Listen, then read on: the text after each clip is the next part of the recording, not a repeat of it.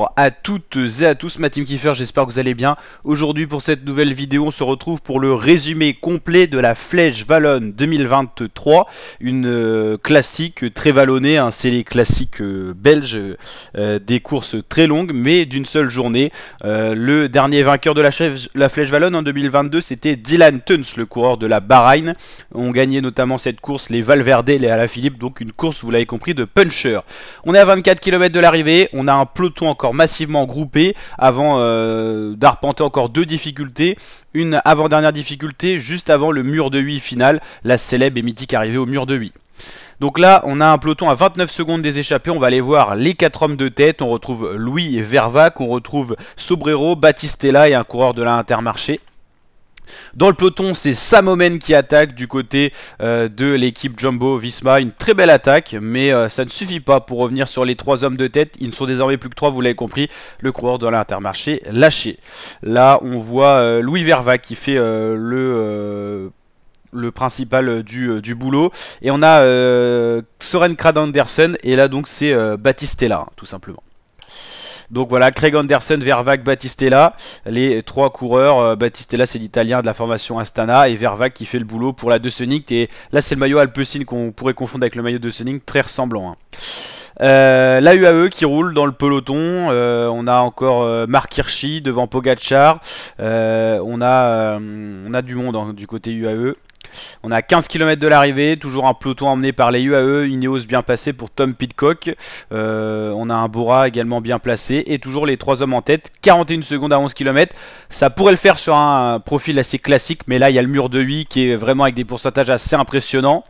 À l'arrière du peloton, crevaison pour Anthony Delaplace pour la Arkea Samsic. Le coureur ne pourra pas disputer le final avec le peloton malheureusement.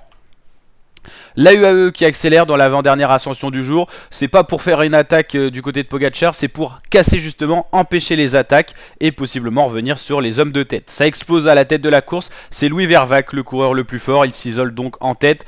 Craig Anderson a résisté un peu plus que Battistella, mais Vervac est parti tout seul en tête. UAE qui roule toujours fort, c'est Marc Hirschi qui fait l'impulsion, Pogacar bien placé.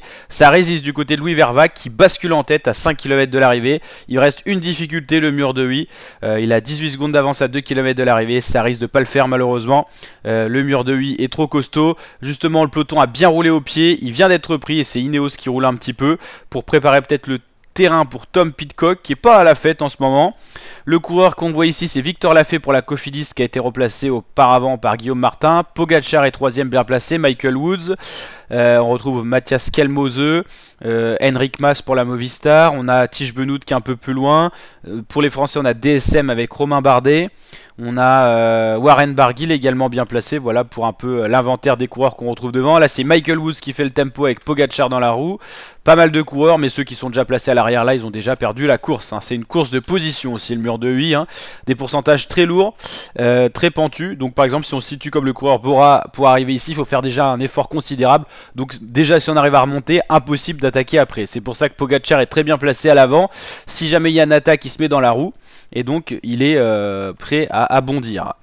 Romain Bardet également bien placé. Il a tenté une attaque, mais il s'est fait enfermer par le coureur devant lui. Donc, il a malheureusement pas pu attaquer. Il fait donc la montée pas à côté de n'importe qui, à côté de Tadej Pogacar, le Slovène. Romain Bardet qui décide de placer une attaque, il essaye d'anticiper, il sait certainement que Pogacar est plus fort avec la giclette au sprint, donc il anticipe, mais Pogacar se glisse dans la roue. Cette fois il se hisse sur ses pédales, et c'était le seul coureur qui était encore assis juste avant. Hein. Là il se hisse sur ses pédales et personne ne peut le suivre, c'est bien lui le plus fort, Tadej Pogacar, qui ne roule certainement pas à la même essence que les autres coureurs, est totalement surpuissant. Il va déposer tout le monde hein, pour finir avec une dizaine de secondes d'avance sur le deuxième qui sera certainement Matthias Kelmose. On va aller voir le classement.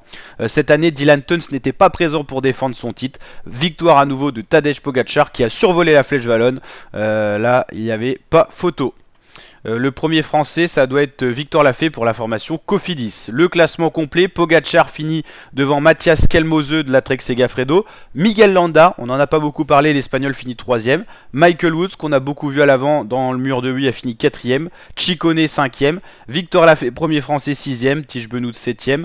Maxime Van Riel 8ème. Romain Bardet qui a attaqué, c'est le seul qui a attaqué avant Pogacar dans l'ascension finale. fini 9ème, et Warren Barguil 10ème. Attila Valter 11ème.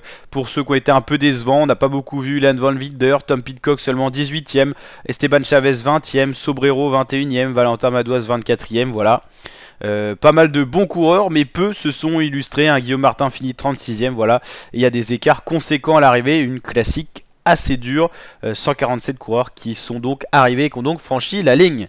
N'hésitez pas à liker la vidéo si cette vidéo vous a plu, à vous abonner, activer la cloche. On suit bien sûr en ce moment le Tour des Alpes au niveau du cyclisme, et ce week-end on se retrouve bien sûr pour Liège-Bastogne-Liège dimanche 23 avril, donc n'hésitez pas à vous abonner, activer la cloche pour ne rien louper du cyclisme et suivre tous les résumés. Allez, ciao l'équipe et à très bientôt pour de nouvelles vidéos.